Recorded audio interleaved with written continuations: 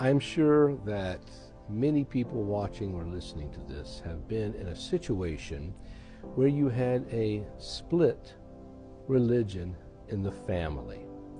Oftentimes it happens between mother and father, and many times it can be worked out and peace can be established in the family and there's no problems with it.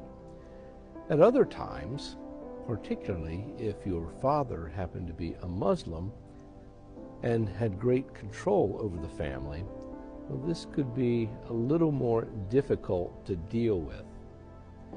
Well, our saints today had that problem, because on September 16th we commemorate the holy martyrs, the brothers Isaac and Joseph, the Georgians. Now, these two brothers were indeed born into a family with a Muslim father, but either unbeknownst to the father or tolerated, we're not quite sure, the mother was a devout Christian, and she raised her brothers in that same devout spirit. How she managed this, we cannot know, because where they lived was on the outskirts of Byzantium. In Theodosiopolis was the name of the town at the time that they were in.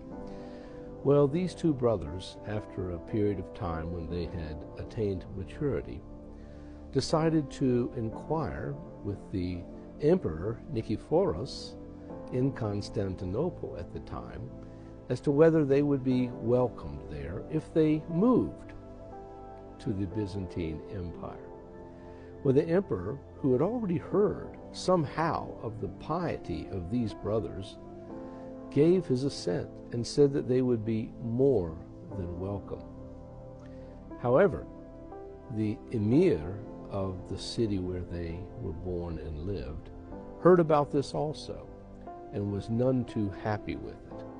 In fact, he was thinking about killing them outright, but he knew that these two brothers had great influence and were loved by most of the people there, Christian and non-Christian.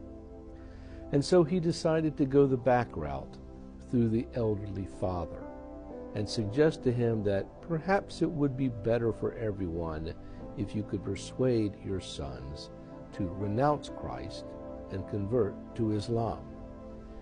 Well, the father attempted this, pleaded with them, begged with them, and yet the brothers remained immovable. They simply weren't going to hear anything of it. He said, well,